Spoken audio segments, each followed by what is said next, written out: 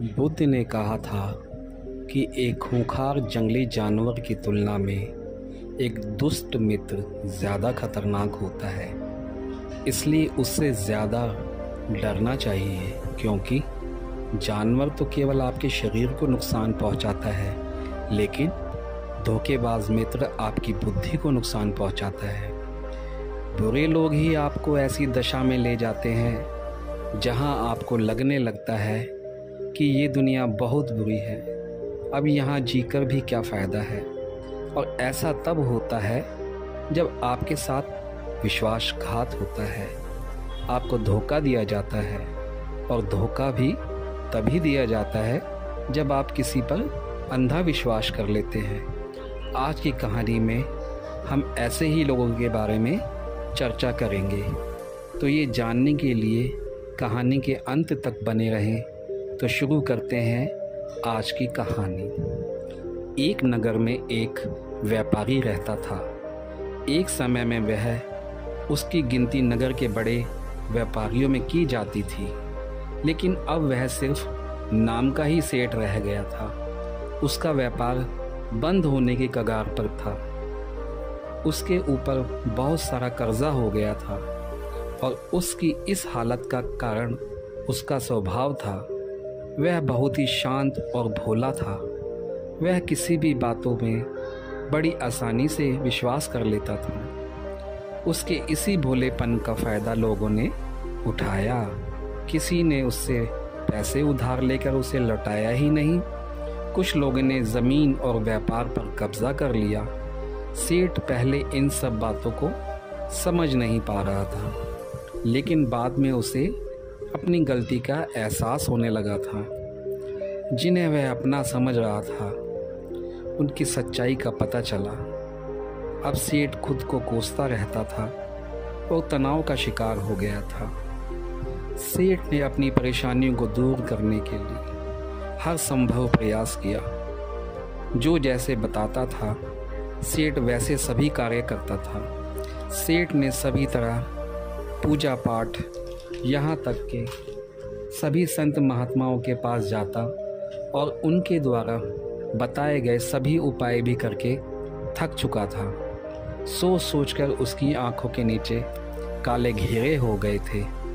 तभी उसे रास्ते में एक महात्मा मिले, जो एक आश्रम में अपने कुछ शिष्यों को उपदेश दे रहे थे। सेठ कुछ देर वहाँ बैठ गया था और उसे वहाँ बहुत ही शांति का अनुभव हुआ।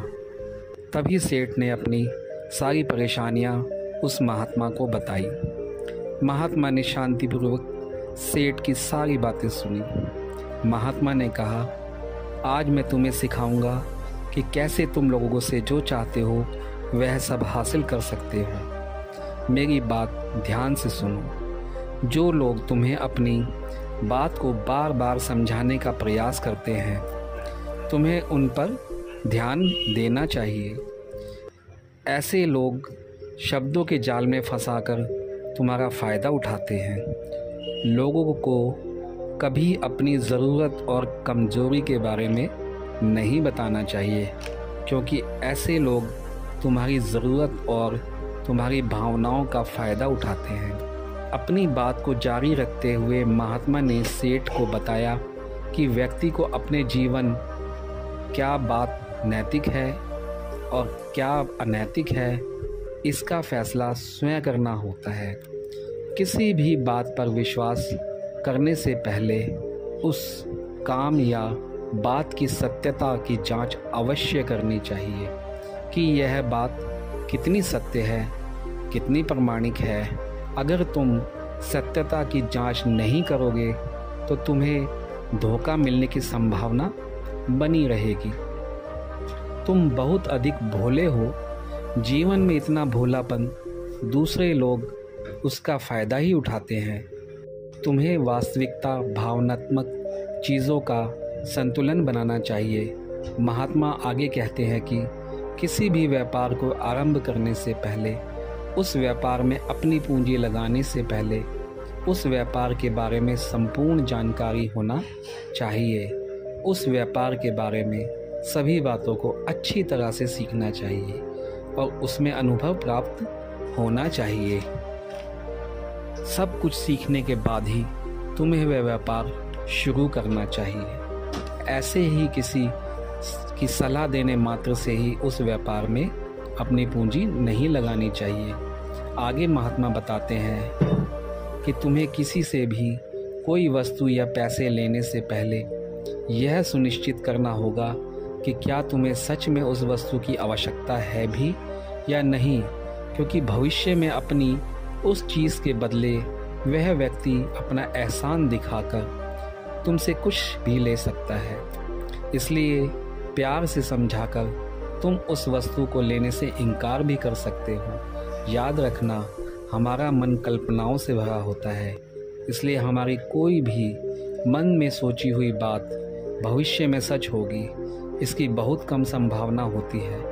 भविष्य को लेकर जीवन में फैसला न लेकर वर्तमान के बारे में सोचकर फैसला करना, क्योंकि व्यक्ति को अपने वर्तमान में जीना चाहिए, अपने वर्तमान को ठीक करना चाहिए। अगर तुम्हारा वर्तमान अच्छा होगा तो तुम्हारा भविष्य अपने आप अच्छा हो जाएगा। अगर आपको हमारी ये कहानी अच्छी लगे तो हमारे चैनल को लाइक करें और सब्सक्राइब करें। चलो मिलते हैं अगली कहानी में। धन्यवाद। हो गई कहानियाँ